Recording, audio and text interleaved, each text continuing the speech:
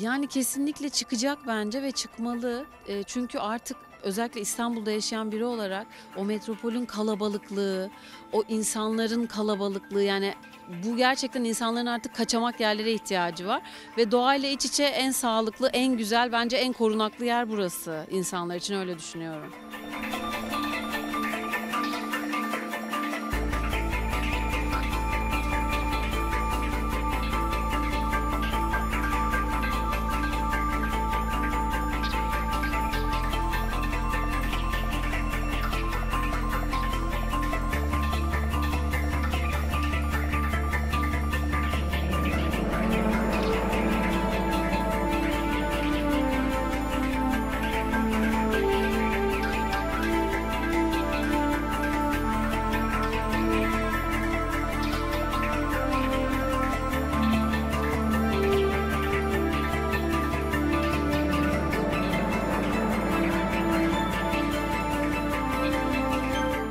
Öncelikle insanların doğaya, özellikle şehir insanının doğaya ciddi bir hem hasreti var hem merakı var.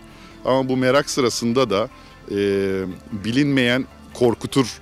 Akşam işte tuvalet, duş gibi temel ihtiyaçlar, beslenme gibi temel ihtiyaçlar konusunda çekinceler olabiliyor. Biz aslında bütün bu temel konforları, iklimlendirme gibi bütün bu temel konforları halledip ama aynı zamanda da doğadan kopmadan bunu deneyimlemenizi sağlamak üzerine tasarlamıştık.